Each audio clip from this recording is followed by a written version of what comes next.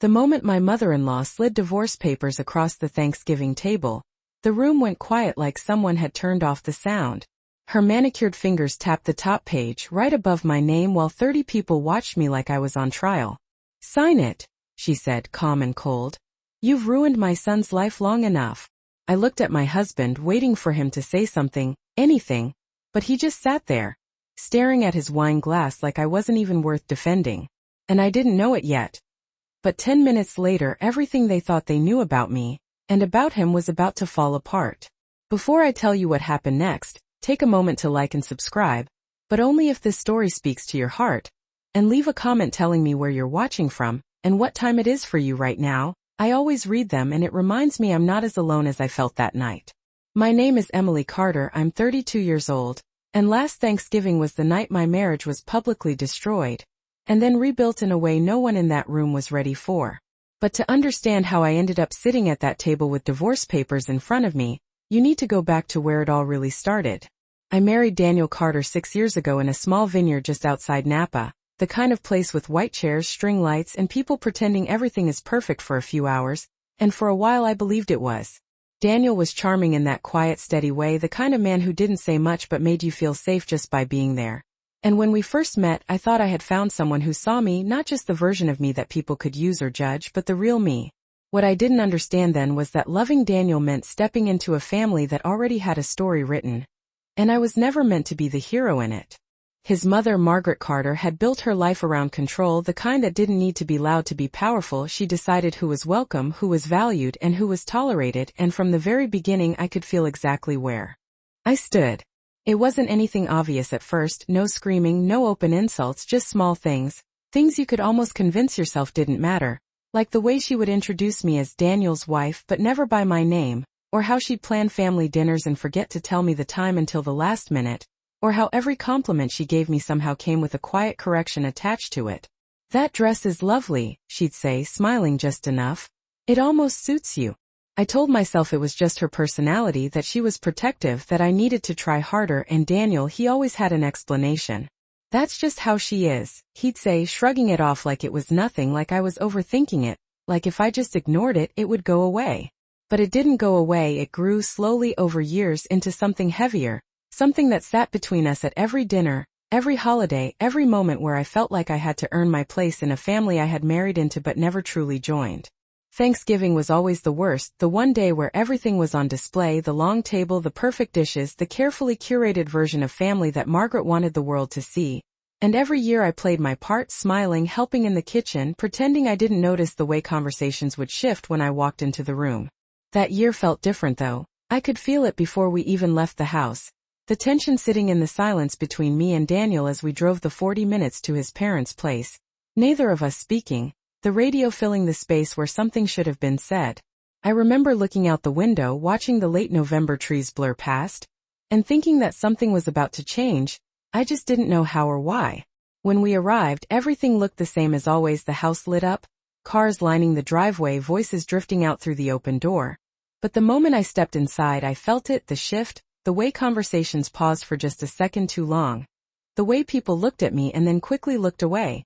Like there was something I didn't know but everyone else did. I smiled anyway, I always smiled, hugged relatives, carried dishes, did everything I was supposed to do because that's what I had learned. You survive by being easy, by not making waves, by pretending you don't feel what you feel. Dinner started like it always did, plates passed around, polite laughter, small talk about work and weather and plans for the holidays, and for a moment, I thought maybe I had imagined it. Maybe the tension was just in my head. Maybe this night would be like all the others, uncomfortable but manageable. Then Margaret stood up. She didn't raise her voice, she didn't need to. The room quieted instantly, everyone turning toward her like they had been waiting for this moment. And that's when she reached into her bag and pulled out a thin stack of papers. I didn't recognize them at first, not until she walked over and placed them directly in front of me, her hand resting on top of them just long enough to make sure I understood. "It's time," she said, her voice steady, almost gentle, like she was doing something kind. "You've taken enough from my son." I felt every eye in the room on me as I looked down at the page, my name printed in black ink, the word petition staring back at me like it didn't belong to my life. I looked up at Daniel, my heart pounding so hard I could hear it in my ears, waiting for him to stop this, To tell her she had gone too far. To remind everyone that I was his wife, that I mattered. But he didn't. He just sat there, silent, and in that silence something inside me started to break. And still, that wasn't the worst part. I did not touch the papers right away. I just stared at them like if I did not move, the moment would pass and everything would go back to normal, like it always did after one of Margaret's subtle cuts. But this was not subtle. This was deliberate. This was planned. I could feel it in the way no one looked surprised, in the way forks had already stopped mid-air, in the way the silence felt prepared, like a stage waiting for a performance. Margaret pulled her hand back slowly and folded it over the other, watching me with that same polite expression she used when talking to strangers, like she was offering me a reasonable solution to a problem I had caused. "Go ahead," she said softly, tilting her head just enough to make it seem almost sympathetic. "It will be easier for everyone." I could hear someone shift in their chair. A glass clinked lightly against a plate. No one spoke. Not a single person in that room asked what was happening. Not one person said this was wrong. And Daniel, he still had not looked at me. His jaw was tight, his eyes fixed somewhere just past the table, like he had already left the room in his mind.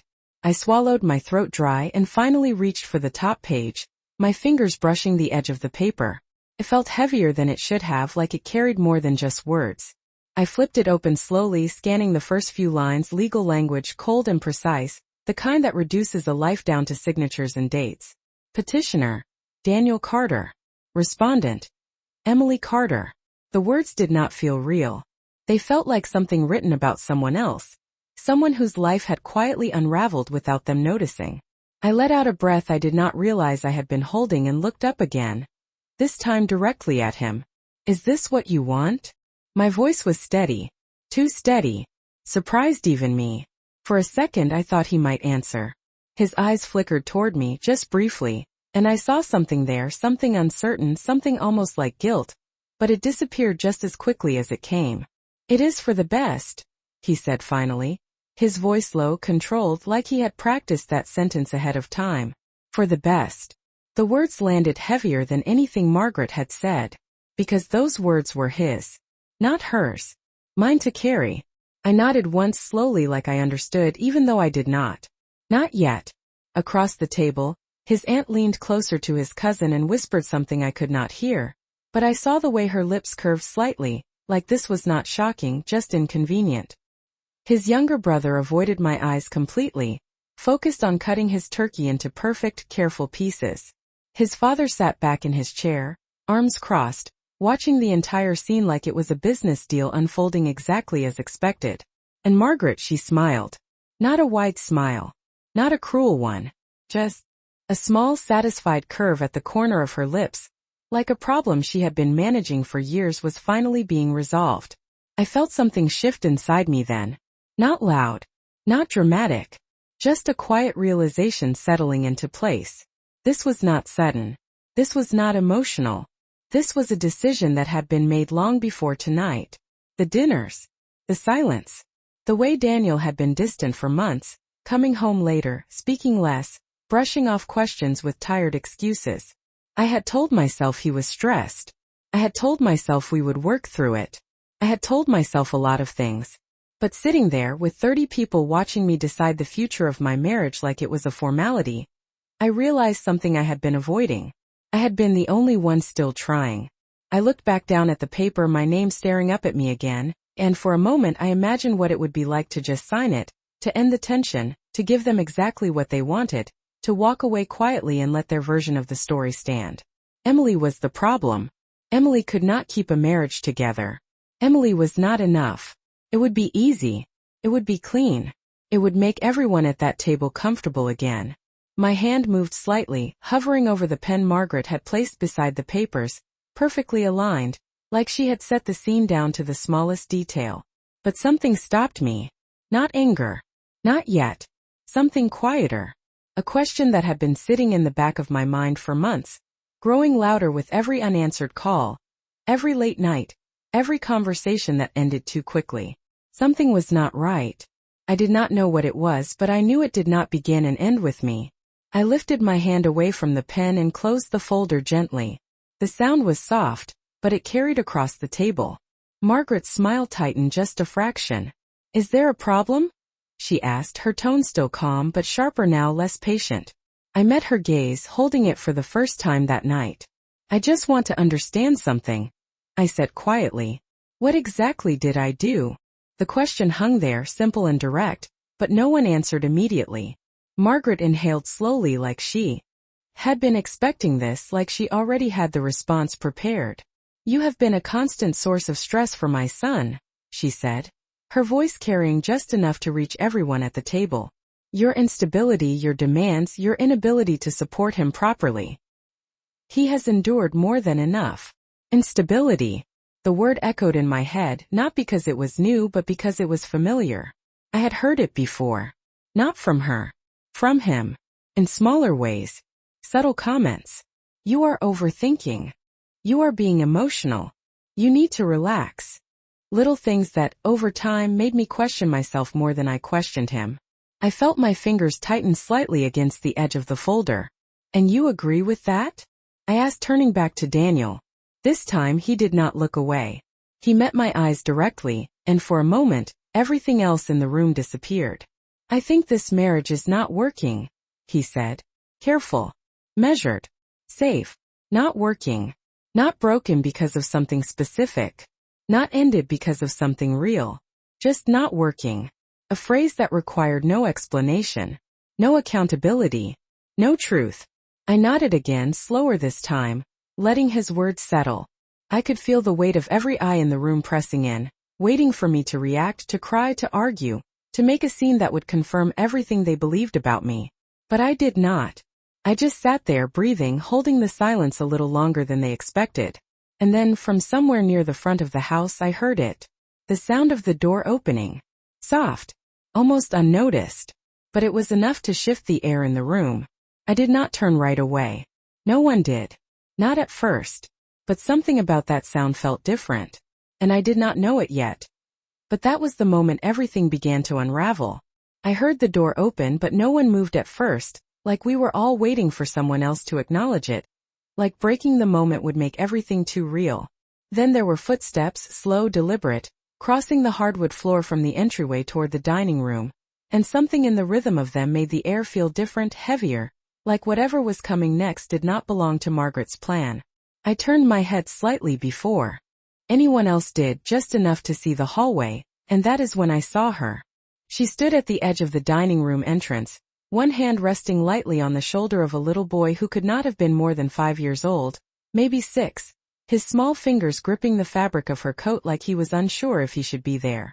She looked tired, not messy, not careless, just worn, like someone who had carried something heavy for a long time and had finally decided to set it down. No one spoke. The entire table shifted, attention pulling away from me, from the papers, from Margaret, and landing on her instead.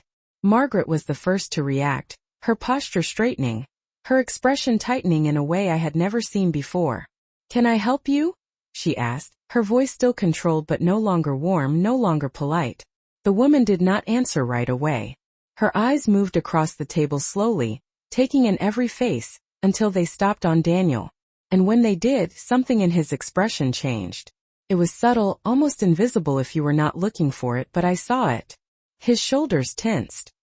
His hand froze around his glass. His entire body went still in a way that was not confusion. It was recognition. "Daniel," she said. His name soft but clear, cutting through the room like it did not belong there and yet had every right to be heard. A quiet murmur moved through the table, confusion, curiosity. The kind of whispering that happens when something unexpected interrupts a carefully controlled moment. Margaret's eyes flicked toward her son, sharp, questioning, but he did not answer. He did not even look at his mother. He was looking at the child. The little boy shifted slightly, stepping half behind the woman's leg. But then he peeked out again, his gaze landing directly on Daniel, and in a small, uncertain voice, he said a single word. "Dad." It was not loud. Did not need to be. The word landed harder than anything that had been said that entire night. I felt it in my chest before I even fully understood it. Around the table, the reaction was immediate but fragmented. A sharp inhale from someone near the end, a glass setting down too quickly, a chair creaking as someone Leaned forward. Margaret's face went completely still, like every expression had been wiped away at once. "What did he just say?" she asked, but her voice was no longer calm. It was tight, controlled in a way that felt forced, like she was holding something back. The woman took a small step forward, her hand still resting protectively on the boy's shoulder. "I did not come here to cause a scene," she said, and the quiet steadiness in her voice made it clear she knew exactly what this was going to become. "But I think it is time the truth is told." Truth. The word echoed in the space between us, and for the first time that night, I felt something shift away from me, away from the role they had placed me in, and toward something else entirely. I looked at Daniel again, waiting, needing him to say something, to deny it, to explain it, to do anything that made sense of what I was seeing. But he did not. He just sat there, his face pale, his silence louder than any confession. "Daniel," Margaret said again, sharper now, her composure cracking just enough to show the panic underneath. "Who is this?" He opened his mouth, but no words came out, and that was when I understood. Not everything. Not yet. But enough. Enough to know that whatever story had been told about me at that table, whatever narrative they had built to justify what they were doing, it was incomplete. It was missing something important. The woman reached into her bag slowly, carefully, like she had done this before in her mind 100 times, and pulled out a thin folder, not unlike the one sitting in front of me.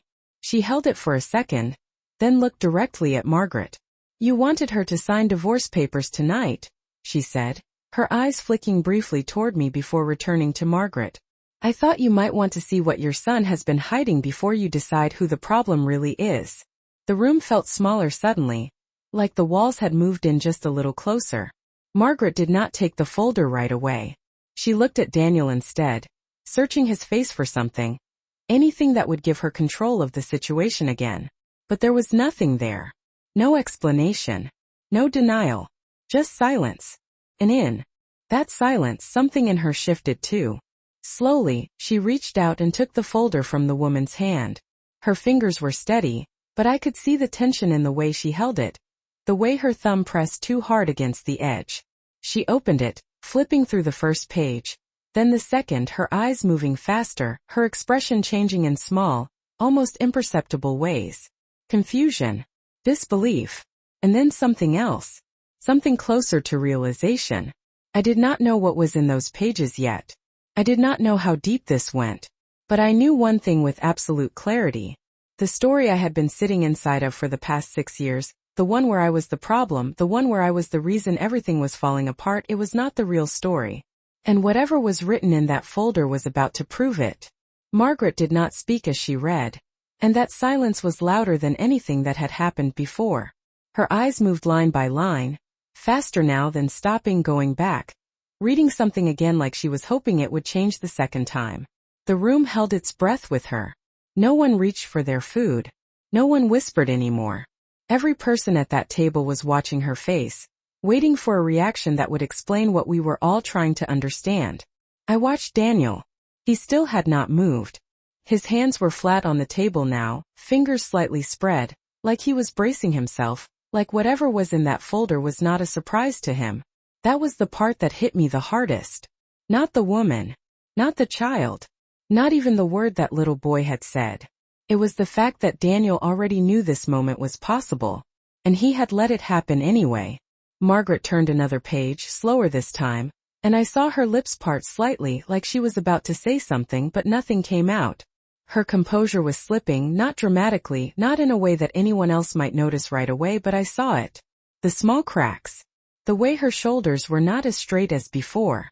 The way her grip on the paper tightened just a little too much. "What is this?" she asked finally, but the question was not directed at me anymore. It was directed at him. Daniel did not answer.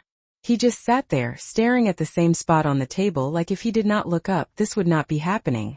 The woman took another step forward, just enough to stand fully inside the dining room now, her presence impossible to ignore. "It is the truth," she said, her voice steady but softer now, like she was not here to fight, just to finish something that had been left undone for too long. Birth certificate, financial records, messages, dates. Each word landed with weight, simple and clear, impossible to misunderstand. I felt something cold settle in my chest as the pieces started to come together. Not all at once, but enough to form a shape. A timeline. A version of reality that had been running alongside mine without me ever seeing it.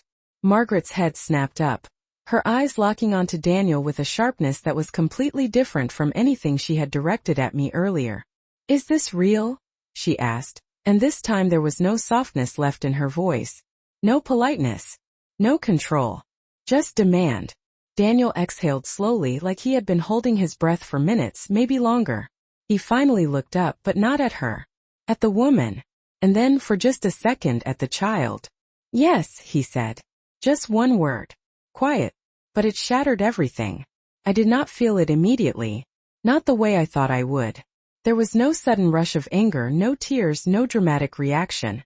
Just a strange, heavy stillness, like my body was trying to catch up with something my mind had already understood.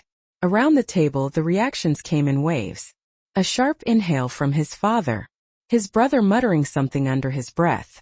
Someone at the far end saying, "Oh my God," like they could not stop themselves.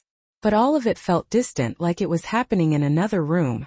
Because I was looking at Daniel, and for the first time in 6 years I realized I did not know him. Not really. "How long?" Margaret asked, her voice lower now, controlled again but only just. She was trying to pull herself back together, trying to regain the authority she had walked into this room with. But it was slipping through her fingers. Daniel hesitated. And that hesitation told me more than any answer could have. "A few years," he said finally. "Few years." I repeated it in my head, letting it settle, letting it expand, letting it reach into every memory I had, every late night, every missed call, every explanation I had accepted because I trusted him. Few years. I did the math without meaning to. We had been married for 6. I felt my fingers go numb against the edge of the table. The woman spoke again, more gently this time. Her hand brushing the child's shoulder in a small, reassuring motion.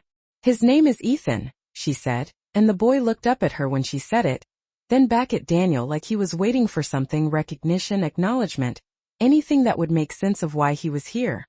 "He is 5. 5. The number hit differently. Not vague. Not distant. Exact. Specific. I did the math again, and this time it did not just settle. It landed. Heavy. Final. There was no version of this where it happened after something went wrong in our marriage. No version where this was a mistake that came later. This existed alongside everything I thought was real. Every anniversary. Every holiday. Every quiet night at home when I believed we were building something together. I felt my throat tighten, but I still did not cry. I could not. Not yet. Margaret closed the folder slowly, carefully, like she was trying to control even that small movement. Like if she handled it gently enough, it would not explode the way it already had. She looked at me then. For the first time that night, really looked at me. And the expression on her face was not the one she had worn before. It was not judgment. It was not disappointment. It was something else. Something closer to confusion. Maybe even realization. "You knew?" she asked, but her voice was softer now, uncertain in a way I had never heard from her. I shook my head slowly. "No," I said, and my voice was quiet, but it did not shake.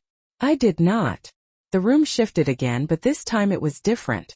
The weight that had been pressing down on me all night, the one that made me the center of everything that was wrong, it started to move. Not disappear. Not completely. But shift. Away. From me. And onto him. Margaret looked back at Daniel, and whatever she saw there made something in her finally break. Not loudly. Not dramatically. Just enough. Enough for everyone to see that the story she had been telling, the one she had built this entire moment around, was not the truth. And I sat there, the divorce papers still in front of me, untouched, and realized something that I had not allowed myself to think before. This was never about me. Not really. And whatever came next was going to change everything. No one reached for the food anymore. The plates sat untouched, steam fading into the air, like the entire purpose of the evening had dissolved without anyone noticing. I kept my hands folded in front of me, resting lightly on the edge of the table, not because I was calm, but because if I moved too quickly, I felt like everything inside me might finally spill out. Margaret was still standing, the folder in her hand, but she no longer looked like the woman who had just minutes ago controlled the room with a single sentence. She looked smaller. Not physically, but in presence, like something had shifted out from under her, and she had not yet found her footing again. "Why?" she asked, but this time the word was not directed with authority. It was directed with something closer to disbelief. Daniel did not answer right away. He leaned back slightly in his chair, exhaling again longer this time, like he was buying himself a few more seconds before saying something he could not take back. "It just happened," he said finally, and the moment the words left his mouth, I felt something inside me go still. Not break. Not shatter. Just stop. Because that was it. That was the explanation. Years of lies, of distance, of something I could never quite name, reduced to 4 words that meant nothing and explained everything at the same time. Just happened. Across from me, his father shifted in his chair, his face tightening in a way that suggested not shock, but irritation, like this situation was inconvenient, messy, something that should have been handled quietly. "You have a child?" he said, his voice low, controlled but edged with something sharp. Daniel nodded once. "Yes." No hesitation this time. No attempt to soften it. Just a simple confirmation. That made it more real than anything else. I glanced at the little boy again, Ethan, standing quietly beside the woman, his small hand still gripping her coat, his eyes moving between the adults like he was trying to understand a language he had not yet learned. He did not look scared. Just uncertain. Like he had been told this was important but not exactly why. The woman spoke again, her voice steady, but there was something softer in it now, something protective. "I did not come here to hurt anyone," she said, looking directly at Margaret, then briefly at me. "I came because he deserves to be acknowledged. And because I am done pretending this is not real." Pretending. The word lingered in the air, and I felt it settle into every moment I had replayed in my head over the past year. The late nights. The missed calls. The way Daniel would turn his phone face down without thinking. The trips he said were for work. The quiet distance that grew so slowly I convinced myself it was normal. I had not been imagining it. I had been living next to a truth I was never allowed to see. Margaret's gaze moved from the woman to the child, then back to Daniel, and I saw something shift again, something sharper now, something that looked almost like anger but not directed where it had been before. "You made me look like a fool," she said, her voice tightening with each word. "You let me stand here and—" She stopped herself, her eyes flicking briefly toward me, and for a second, just a second, there was something like recognition in her expression. Not an apology. Not yet. But awareness. I did not say anything. I did not need to. Because for the first time since I walked into that house, I was not the one being questioned. I was not the one being explained. The narrative had shifted, and it was no longer mine to carry. Daniel rubbed his hand over his face, a small tired gesture that felt almost out of place given everything that was happening. "I was going to tell you," he said, but even as he said it, it sounded weak, unfinished, like he did not fully believe it himself. "When?" Margaret asked immediately, the word sharp enough to cut through whatever excuse he was trying to build. He did not answer, because there was no answer that would make sense. Not now. Not here. Not after years. The silence stretched again, but it was different now. It was not the kind that pressed down on me. It was the kind that exposed everything. I looked down at the divorce papers still sitting in front of me. The neat stack, the carefully prepared solution to a problem they had all agreed I represented. It felt distant now. Almost irrelevant. Not because it did not matter, but because it was built on something that was not true. I reached out slowly, my fingers brushing the edge of the top page again. But this time it felt different. Lighter. Like it no longer held the same weight it had just minutes ago. Margaret noticed the movement immediately, her eyes snapping back to me, but there was no command in her gaze now, no expectation that I would follow through with what she had demanded. Just uncertainty. I closed the folder gently and slid it a few inches away from me. Not dramatically. Not with force. Just enough to make it clear that I was not going to sign anything. Not like this. Not under their version of the story. "I think," I said quietly, my voice steady in a way that surprised even me, "there are some things that need to be clarified before anyone makes decisions for me." The room went still again, but this time the stillness felt different. It did not feel like I was being watched. It felt like I was being heard. Daniel looked at me then, really looked at me, and for the first time that night there was something in his expression that resembled concern. Not for me, but for what I might say next. And I realized something in that moment, something that settled deep and solid inside me. I had spent years trying to fit into a version of this family that never fully accepted me, trying to prove my place, trying to be enough for people who had already decided I was not. But now, I did not need their approval. I did not need their narrative. Because the truth had walked into the room on its own. And it had nothing to do with me. And somehow that was only the beginning. No one interrupted me this time. Not Margaret. Not Daniel. Not anyone at that table. And that silence felt different, like something had finally shifted out of their control and into mine. I kept my voice even steady, the same way I had held myself together all night, because I knew if I let even a little emotion break through, they would grab onto it and use it against me the way they always had. You said I was ruining his life, I continued, looking directly at Margaret, not with anger but with clarity. I would like to understand how that works, when he has been living a completely different life this entire time. No one rushed to defend him. That was new. That had never happened before. Margaret opened her mouth slightly, like she wanted to respond, to correct me, to regain control of the narrative she had walked into this room with, but the words did not come, because there was nothing left to stand on. I turned my gaze back to Daniel. How many times, I asked quietly, did you leave our house and go to them? The question landed softly, but it carried weight, the kind that made people lean in even when they did not want to. Daniel shifted in his chair, his fingers curling slightly against the table, and for the first time that night, he looked uncomfortable in a way he could not hide. Emily, he started, but I shook my head gently, stopping him before he could build another vague explanation. No, I said, still calm, still controlled. Just answer the question. He exhaled again, slower this time, like every breath was heavier than the last. It was not like that, he said. It was not planned. Not planned. I almost smiled, but I did not. As that phrase, it sounded exactly like the others. Empty. Safe. Designed to avoid saying anything real. A few years, I repeated softly, echoing his earlier words, letting them sit in the space between us. That is not something that just happens. He did not respond. He could not. Because now the room was no longer protecting him. The silence was no longer his shield. It was exposure. I glanced briefly at Ethan again, watching the way he shifted his weight from one foot to the other, his small hand still holding onto the woman beside him, and something inside me tightened, not with anger but with something more complicated. Because none of this was his fault. None of it. And yet he was standing in the middle of it, like proof of something that should have never been hidden. Does he know about me? I asked, my voice softer now, not directed at Daniel this time, but at the woman. She hesitated for a moment, then shook her head gently. No, she said. He just knows his father travels for work. The words settled into me in a way I was not expecting. Travels for work. That was the same explanation I had been given. The same story, just told from a different side.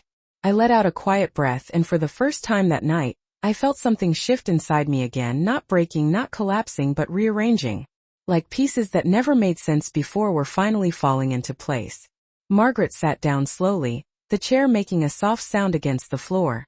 And for a moment she looked like she did not know what to do with her hands.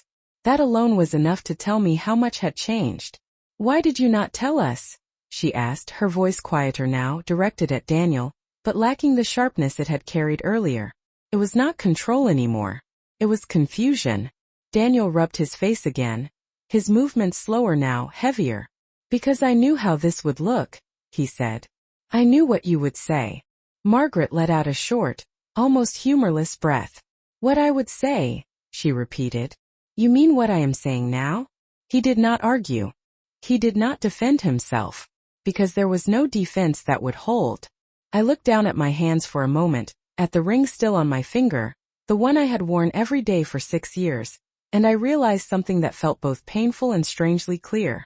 I had been holding on to something that only existed on one side. A version of a marriage that had never been complete. And somehow I had been the last one to know.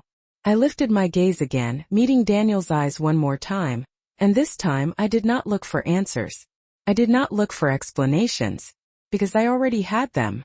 Not from him, but from everything that had just unfolded. You let them believe it was me, I said quietly.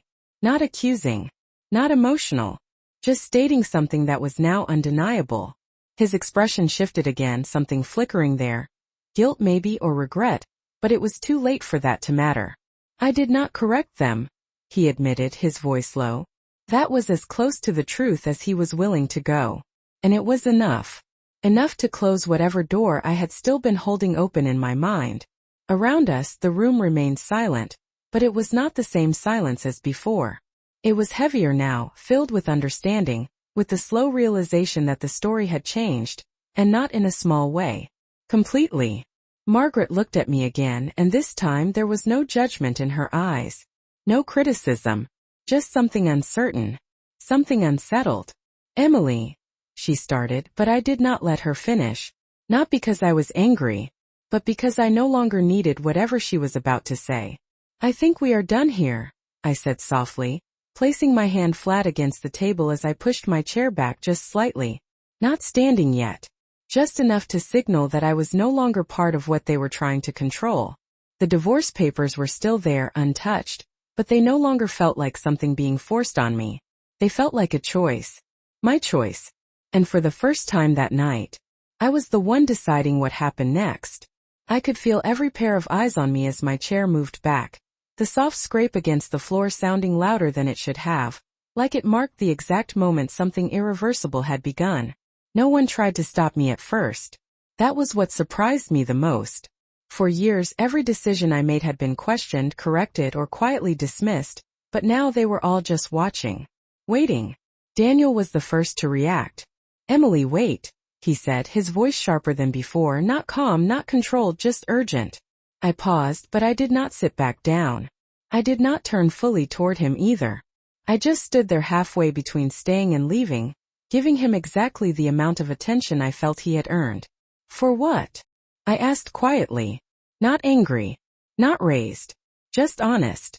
He pushed his chair back quickly, standing now, his napkin falling onto the table without him noticing. We should talk about this, he said, stepping closer. Lowering his voice like that would somehow make everything less visible, less real. I almost laughed at that, but I did not. Because there was nothing private about what had just happened. Not anymore. We are talking, I said, glancing briefly around the table at his parents, his relatives, the woman still standing by the doorway, Ethan beside her, silent and watching. You just did not expect me to. That landed. I saw it in the way his shoulders tightened, in the way he hesitated before taking another step. This is not how I wanted it to come out, he said. And there it was again. Not an apology. Not accountability. Just another version of the same pattern. Not what he did. Just how it looked. I nodded slowly, letting his words settle before responding. No, I said. You wanted me to sign those papers and leave quietly. I gestured lightly toward the table without even looking at it. That was the plan, right? He did not answer. Because we both knew it was. Margaret shifted in her chair, her posture no longer rigid, no longer commanding, and for the first time, she spoke my name without that edge of judgment I had grown used to. Emily. She started again, but her voice was different now. Softer. Careful.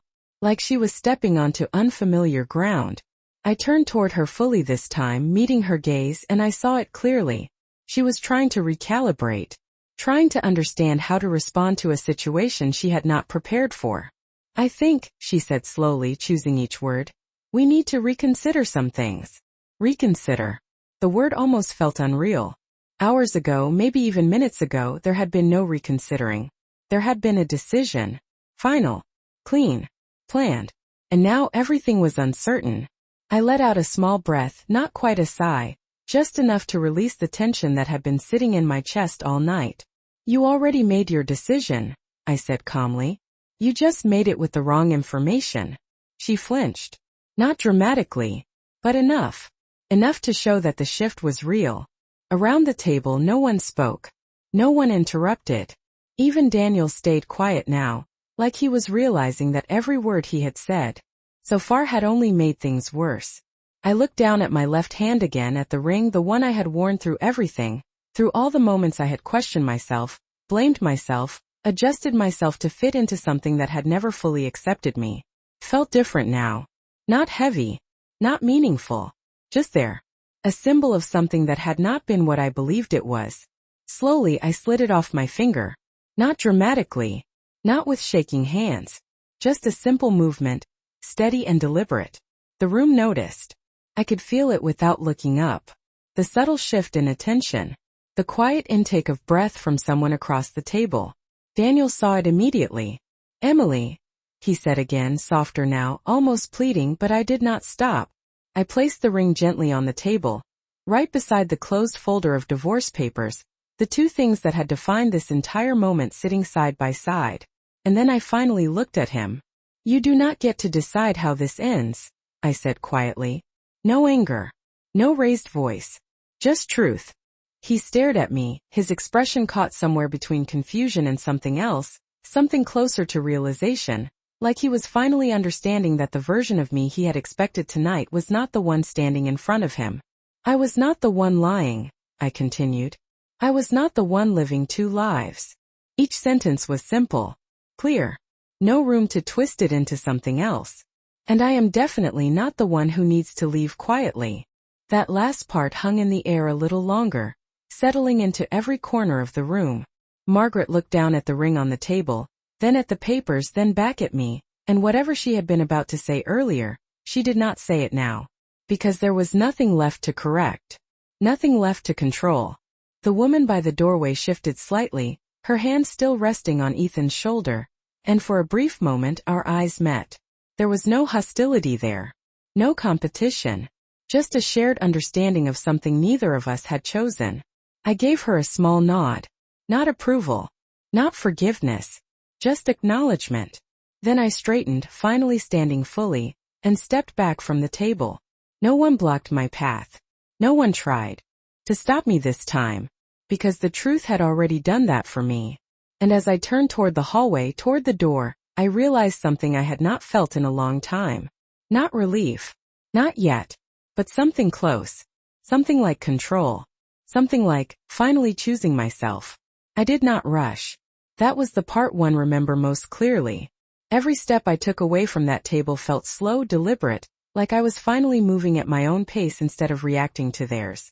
The hallway felt quieter than the dining room, but not peaceful. Just distant. Like the noise behind me no longer belonged to me. I could still hear them though. Not full conversations. Just fragments. A chair moving. Someone whispering. Margaret's voice, lower now, sharper, directed at Daniel but no longer controlled enough to sound composed. I did not turn around. Not yet. Because if I did, I knew they would expect something from me. A reaction. A final word. A breakdown. Something to pull me back into the version of myself they understood. And I was not going to give them that. I reached the front door, my hand resting on the handle, the cool metal grounding in a way nothing else had been all night. For a second I just stood there. Not because I was unsure, but because I was aware. Aware of how different this moment felt from every other time I had stood in this house, trying to fit into something that never quite fit me back. "Emily." His voice again. Closer this time. I closed my eyes briefly, just for a second, then opened them and turned slowly. Daniel was standing a few feet behind me now. His expression no longer guarded, no longer controlled. Just exposed. Like everything he had kept hidden had finally caught up to him all at once. "Please do not leave like this," he said, his voice softer now, but there was urgency in it, something that had not been there before. Not when the papers were placed in front of me. Not when I asked him what he wanted. Only now. I held his gaze steady, calm, the same way I had learned to hold myself together through everything that led up to this moment. "Like what?" I asked quietly. "Like I just found out my husband has a 5-year-old son he never told me about." The words were not sharp. They did not need to be. The truth carried enough weight on its own. He flinched slightly, just enough to show that it landed. "I was going to tell you," he said again, repeating the same line like saying it enough times would make it more believable. I tilted my head slightly, studying him, not with anger, but with something closer to clarity. When? I asked again. He did not answer. He could not. Because there was no version of that answer that made sense anymore. The silence stretched between us, but it did not feel heavy on me. Not anymore. Felt like space. Space I had not realized I needed until now. Behind him I could see movement in the hallway, shadows shifting as people stood, as voices rose and fell in quiet arguments, as Margaret tried to regain control of something that was already gone. But none of it reached me the way it would have before. You let them believe I was the problem, I said, not as a question, not as an accusation, just as a fact that had already settled. His jaw tightened. I did not know how to fix it, he said. That was his answer. Not how to be honest. Not how to take responsibility. Just how to fix the appearance of something that was already broken. I nodded slowly, letting that sink in completely. You did not try, I said. And this time there was no softness in it. Not harsh. Not raised. Just final. He stepped closer, lowering his voice again, like he was trying to pull this moment back into something private, something manageable. We can figure this out, he said. We do not have to end everything over this. I looked at him for a long second, really looked, and for the first time I saw him clearly. Not the version I had built in my mind. Not the version I had defended to myself. Just him. And it was not enough. Not anymore. You already ended it, I said quietly. You just did not tell me. The words settled between us, and I could see the exact moment they registered. The exact moment he realized that whatever control he thought he had left was gone. I turned back to the door, my hand tightening slightly around the handle, and this time I did not hesitate. I opened it, the cool air from outside rushing in, sharp and clean against my skin, like stepping into something new. Behind me I heard him say my name again, but I did not stop, because I already knew what he was going to say, and it did not matter anymore. I stepped outside, the porch light casting a soft glow over the driveway, the quiet of the night wrapping around me in a way that felt almost unreal after everything that had just happened. For a moment I just stood there, breathing, letting the cold air settle into my lungs, letting everything catch up to me in pieces instead of all at once. I did not feel broken. That was the strange part. I did not feel like I had lost something. I felt like I had finally seen it for what it was, and that made it easier to let go. I walked down the steps slowly, each one steady, controlled, the sound of my heels against the wood sharp in the quiet night. When I reached the bottom, I paused for just a second, glancing back toward the door, not because I wanted to go back, but because I wanted to remember this moment exactly as it was. Not the pain, not the betrayal, but the clarity. The moment everything shifted. The moment I stopped being the person they expected me to be. And as I turned away from that house and started toward my car, I realized something that felt both simple and powerful at the same time. This was not the end of my story. It was just the part where I finally took control of it. In the weeks that followed, everything became quieter. Not instantly. Not perfectly.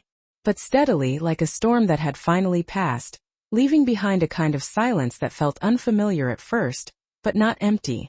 I moved into a small apartment about 20 minutes away.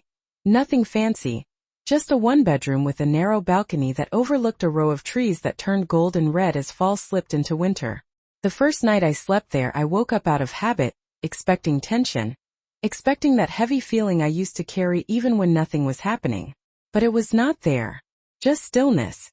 Just space. And for the first time in a long time I realized how much of myself I had been holding back just to survive in a place that never truly made room for me. The divorce did not take long after that. Not because it was easy, but because there was nothing left to argue over. The truth had already done the work. I did not go back to that house again. I did not need to. Everything I needed to understand had already happened at that table. I heard things later, through mutual friends, through quiet conversations that found their way back to me. Margaret had withdrawn from most gatherings for a while. Daniel had tried to repair what he could, but some things do not go back to what they were once they are seen clearly. And as for me, I did not try to follow any of it too closely, because for the first time their story was no longer mine to carry. Healing did not come all at once. Some days were heavier than others. Some mornings I still caught myself replaying moments, wondering how long I had ignored what was right in front of me. But those thoughts became quieter over time, less sharp, less consuming, because I started to understand something that changed the way I saw everything that had happened. It was never about me not being enough. It was about me staying in a place where I was never meant to be seen fully in the first place. And that is a very different kind of truth. I learned how to set boundaries, not loudly, not dramatically, but clearly. I learned that love is not something you prove by shrinking yourself. It is something that exists where you are allowed to take up space without being questioned for it. And I learned that silence, the kind I used to accept, is not peace. It is absence. If you are listening to this right now, and something in this story feels familiar, I just want you to know this. You are not difficult for wanting honesty. You are not too much for expecting respect. And you are not wrong for walking away from something that only works when you are the one carrying all of it. Sometimes the hardest part is not leaving. It is realizing that you deserve to. And if you are there right now, standing in that moment, unsure, questioning yourself, I hope you give yourself permission to choose what is right for you, even if it is not what anyone else expected. Thank you for staying with me through this. Truly, it means more than I can explain to know that someone somewhere is listening, understanding, and maybe feeling a little less alone because of it. If this story resonated with you, I would love to hear from you. Where are you watching from, and what time is it for you right now? And if you feel comfortable, what is one moment in your life where you chose yourself, even when it was difficult? And only if this story truly spoke to your heart, you can like and subscribe, but only if it feels right to you. My name is Emily Carter, 32 years old, and the lesson I want to leave you with is this. Do not let anyone define your worth in a story that was never yours to begin with.